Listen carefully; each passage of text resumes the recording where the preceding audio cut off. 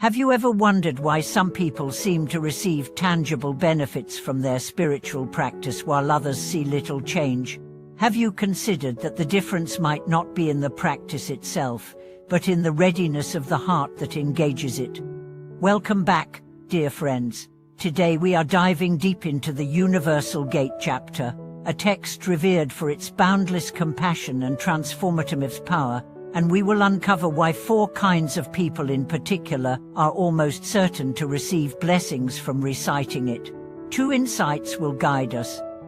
First, the blessings arise not from the mechanical act of chanting, but from the inner alignment it awakens. Second, these 4 kinds of people hold qualities that allow the chapter's compassion to penetrate deeply into their lives. The first type is the person in crisis. They may be facing illness, loss, danger, or despair so deep it seems to swallow the light. For them, the recitation of the Universal Gate chapter is like reaching for a rope while falling. The urgency and sincerity born from real danger sharpen their focus. I once met a woman whose son was gravely ill. She began chanting the chapter each morning at dawn, dedicating every verse to his recovery. She told me later that the chanting did more than calm her, it gave her clarity in speaking to doctors, patience with the endless wait for test results, and, in her words, to light in the middle of the night. Her son recovered slowly, but she says the greater healing was the shift in her own heart from panic to steadfast faith. The second type is the person of unwavering faith. They may or may not be in crisis, but their trust in the teachings is total. This trust is not blind, it is the confidence born of experience, like a sailor who has crossed a treacherous sea and knows the compass works. When such a person recites, they are not testing the practice, they are simply walking a path they know will lead home. The blessings they receive are amplified by the absence of doubt. The third type is the compassionate helper. These are the people who live for the benefit of others, caring for the sick, teaching the young, serving their community.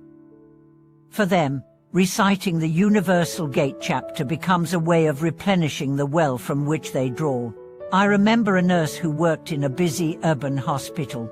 She began reciting the chapter on her lunch breaks, not for herself, but with the thought that every patient she touched might receive some measure of its blessings. She said that over time, even her most difficult days seemed infused with a quiet strength, as if she were never serving alone. The fourth type is the one seeking truth with humility. They approach the chapter not to demand miracles but to listen, to be taught.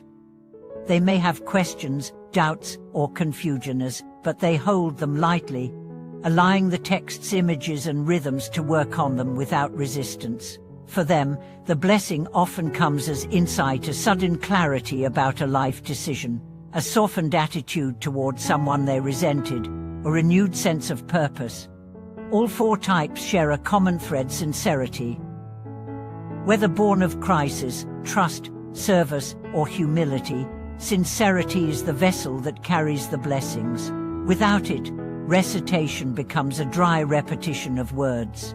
With it, every word becomes a seed that can sprout in ways we cannot predict. The Universal Gate chapter itself is a tapestry of compassion, centering on Avalokiteshvara, the Bodhisattva who hears the cries of the world. Each verse is like a door through which relief can enter: relief from fear, from confusion, from the pain of separation. When we recite, we are not just speaking about compassion, we are inviting it to stand beside us. For those who wish to begin, start simply. Choose a time when you can be uninterrupted, perhaps early morning or evening. Create a small space, a corner, with a candle, a flower, or a picture of the Bodhisattva. Begin with a bow, not as a formality, but as a way of honoring the presence you are invoking. Then chant slowly, letting each line settle. If the mind wanders, return gently.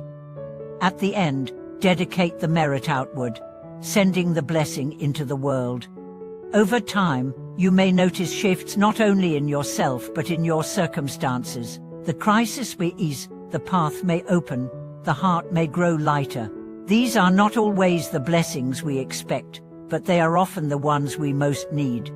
If you see yourself in one of these 4 types, or if you have received blessings from the Universal Gate chapter in your own way, I invite you to share your story in the comments. Your experience might be the light someone else needs to see. Subscribe to join us in more explorations of practice. Like this video if it has given you insight, and share it with someone who might be ready to take up the recitation.